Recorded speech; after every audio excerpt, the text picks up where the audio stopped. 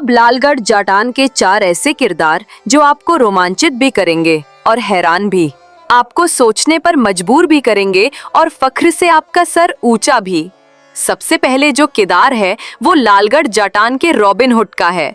Robin hood एक ऐसा किरदार था जिसे गरीबों का मसीहा कहा जाता है और लालगढ़ जाटान रॉबिन हुड मसीहा था श्रवण सिंह, एक ऐसा शख्स जो कानून की किताब में डाकू था मगर लालगढ़ जाटान के लोगों का मसीहा था। किसी भी शख्स तक मुसीबत आने के पहले उस मुसीबत को श्रवण सिंह से टकराना होता था। श्रवण सिंह अत्याचारियों से धन लूटता और गरीबों में बांट देता था और लालगढ़ जाटान के लोगों के लिए तूफान से भी टकरा जाने का माद्दा रखता था। पुलिस की भाषा में डाकू था मगर इस डाकू को पकड़ने के लिए बड़े बड़े वर्दीधारी कांपते थे। बचपन में दादा पिता पर पंजाब में जुल्म की कहानी सुन सुन के श्रवण के मन में असहायों के लिए हमदर्दी हो गई थी और इसी हमदर्दी ने अत्याचारियों से बदला लेने का बीज बो दिया था। वो मन से इतना साफ और इंसाफ का पक्का था। एक बार उसके साथी ने बंटवारे के समय महिलाओं से अभद्र आचरण किया था और बाद में उसकी हत्या का आरोप श्रवण पर लगा था।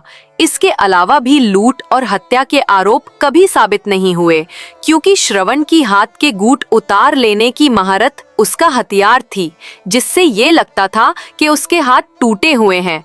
अदालत में ये बात काफी थी कि ऐसा इंसान लूट और झगड़ा नहीं कर सकता।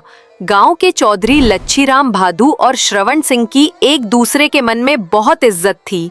पुलिस जब भी श्रवण को पकड़ने के लिए घेरा डालती तो चौधरी लच्छीराम के घर की इसी पानी की टंकी में श्रवण को डालकर गांव वाले गांव के बाहर छोड़ कर आते थे।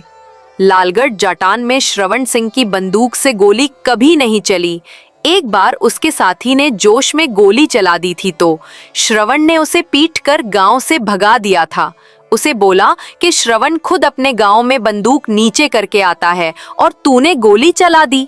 श्रवण का नाम निशानेबाज के रूप में आसपास गूंजता था। उसमें पक्षी की आंख में गोली मारने का हुनर था।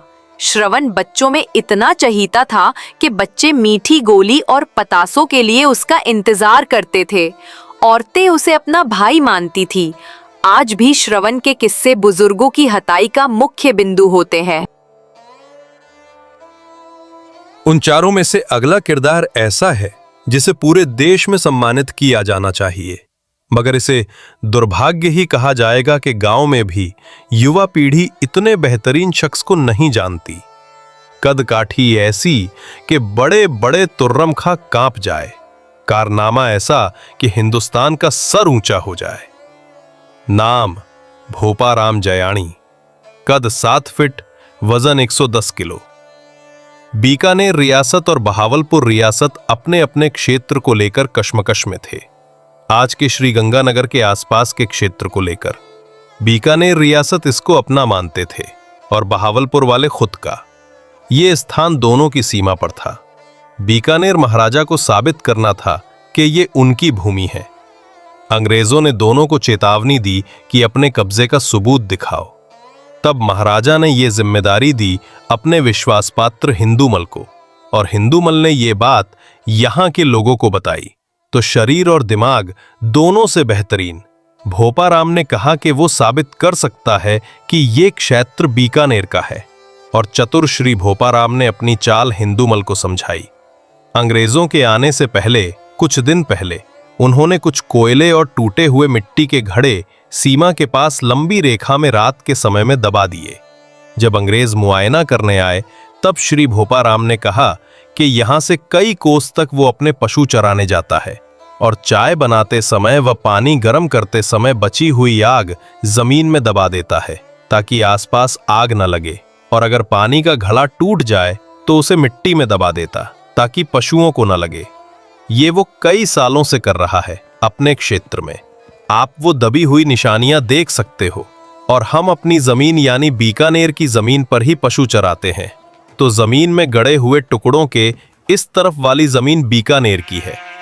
अंग्रेजों ने इसे सबूत माना और ये हिस्सा बीकानेर को दे दिया। आज भी ये स्थान भारत के पास है और उस कोयले वाली जगह पर भारत पाकिस्तान की अंतर्राष्ट्रीय सीमा है। इससे खुश होकर महाराजा ने इनाम के लिए भोपाराम जयानी को महल बुलाया। महल में उन्हें देखकर हर कोई अचरज में था, कद काठी जैसे कोई योद्धा हो। तब भोपाराम जयानी ने दरवाजे पर पहुंचकर एक ख्वाहिश जाहिर की कि महाराज, अगर मैं इस ऊंचे दरवाजे के ऊपरी हिस्से पर अपना हाथ लगा दूं तो? सब उन्हें देखने लगे। 15 फीट के दरवाजे के ऊपर के हिस्से में कैसे हाथ लगाया जा सकता था? महाराज ने कहा कि अगर तुम हाथ लगा दो तो तुम्हें 2 इनाम मिलेंगे। तब भोपाराम जयानी ने उछलकर दरवाजे के ऊपर हाथ लगा दिया। महाराज ने खुश होकर भोपाराम के हाथ का निशान राखी में दरवाजे के पास निशानी के लिए लगवाया, जो आज भी वहां लगा हुआ है, और कहा कि तुम मांगो जो मांगना है। भोपाराम जयानी ने कहा कि प्रभात में सूर्य उगने से पहले अपने खेत जोतने वाले हल से आवाज करूंगा, और जहां तक आवाज जाएगी उतनी जमीन मुझे देनी पड़ेगी।